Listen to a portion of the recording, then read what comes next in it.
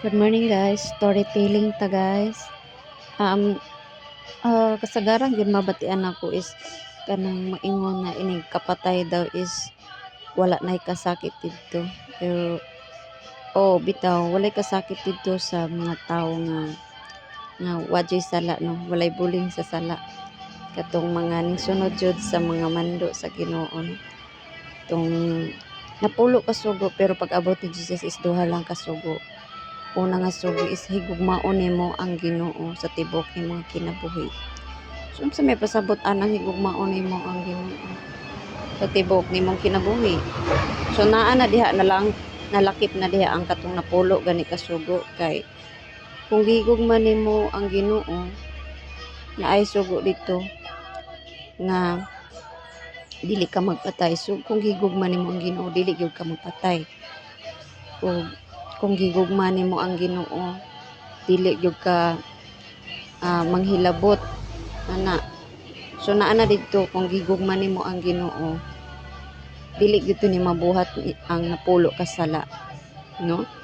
So dito pod sa ikaduha nga sugo nga naa na si Jesus is higugmaon nimo ang imuhang isig katawo sama sa imong paghigugma sa imuhang kaugalingon. Pasabot ana is manong na isa ra man ang sugo nya naapil na to ang napulo ka sala nga dili nimo dapat buhaton. So kung higugmaon man gud nimo ang isig katawo nimo, so dili na nimo mabuhat nga imo siyang patyon kay imo man siya dapat higugmaon. So dili na nimo siya dapat pasakitan o dili na dapat nimo nga magsilos pa ka sa iya kay daghan siya og nakuha kaysa sa imo or naabot. So mawala na to ang imong pagkamasinahon sa iya kung imo siyang tinuoray nga higugmaon. So diri balik ta sa storytelling nga kuan pagkamatay daw wala na daw kunoy wala nay kasakit o unsa ba.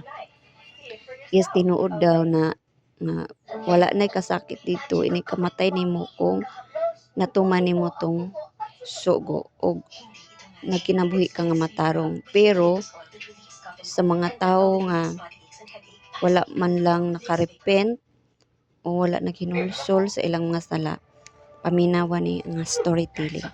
So mabasa ni sa Lucas 16 verse 19 to 31. Mahitungod ni sa ang dato og si Lazaro. Dihay usa ka tawong dato nga nagsapot og purpura og lino. So kani diay nga sapot guys no. Grabe ni ka mahal jud kay kaning linin man ni grabe jud ni siya kamahal. Nga manipis daw nga lino. Og nagkaon sa makabuhong nga pagkaon matag adlaw. So syempre dato man no. Daghan jud pagkaon. Og sa guwa sa iyang pultahan gipalubog ang usa ka tawong kabus. Dito dai sa gawas na adi ay kanang walay pagkaon syempre no kanang makita man nato diri daghan man jud nga kabus. Pero pasalamat sa Ginoo nga dili gyud ing ani kakabus nga wala gyud siya iyahang balay, wala siya iyahang kanang trabaho. Murag manlilimos ni para sa Manila nga ginganlan si Lazaro. Si Lazaro daw ni kaning kabus nga naa sa gawas sa balay sa dato nga nalukop sa kabahong. Kaning kabahong ko ani siya guys kanang murag nung daghang nuka ba mga burot-burot sa lawas. O gipangandoy ni Lazaro nga mabusog unta siya sa mga momho nga nangatagak gikan sa lamisa sa tawong dato. So, kaluoy jud niya no kay naghuwat ra gyud siya og kanang mga bisag momho na lang. Og labot pa ang mga iro na nagpanuol kaniya. So naa pa jud daghang iro sa og ilang gitilapan ng iyahang kabahong, gitilapan ng iyahang mga kagid. Ug ang tawong kabus namatay o gidala sa mga manulunda. Kaning manulunda guys ko ani ang mga anghel ba nga kanang mukuha gani sa minatay nga kinahanglan maadto sa langit. So kabalo na mo kung asa ni si Lazaro. Ngadto sa sabakan ni Abraham. Unya ang tawong dato namatay usab og gilubong. So murag nagdungan din ni sila kamatay guys. Unya ang musugat ay nato didto is naa ay si Abraham didto kay siya man ang kanang sinugdanan jud no katong giingnan siya sa Ginoo nga mudaghan gyud ang iyahang mga kaliwatan. So diri ata sa kang Abraham. Unya ang tawong dato namatay usab og gilubong. So matuog didto sa Hades sa nag-antos siya sa mga kasakit. So ang dato day kay didiretso sa Hades. Kato ganing impyerno. Giyahat niya ang iyang mga mata ug iyang nakita si Abraham. So ning tan-aw siya dito sa may upper dapit. Nakit-an niya si Abraham sa halayo og si Lazaro diha sa iyang sabakan. So nakita niya si Abraham og si Lazaro. Og siya misinggit nga nag-ingon, "Amahan kong Abraham, kaluy in taon ako og sugoa si Lazaro sa pagtuslob sa tumoy sa iyang tudlo diha sa tubig aron ipabugnaw sa akong dila. Kay ania ako sa kasakit dinhi niining nagadilaab nga kalayo." So tinuod jud guys no, naa jud kalayo dito sa impyerno niya. Di jud ka mamatay. Pero paantoson jud ka dito kay eternity na maya dito afterlife no. So wala na jud pahuway-pahuway dito, wala na gyud kay mapaabot nga mamatay ka arong mo kuan ka arong wala na kay bation. Sa dinhi pa sa kalibutan dapat magkinabuhi gyud ang matarong kay ini human ani diri. Adto ta didto. Apan si Abraham mitubag kaniya, "Anak, hinumdumi nga sa buhi ka pa nakadawat ikaw sa mga maayo mong butang ug si Lazaro usab nakadawat sa dili mga maayong butang. Apan siya ginalipay karon diri." So mao tong giingon nga kung daghan makagkasakit diri sa kalibutan no. Nya nagkinabuhi pud kang matarong pagkamatay nimo maadto gyud ka didto sa langit ug wala na gyud mga kasakit didto.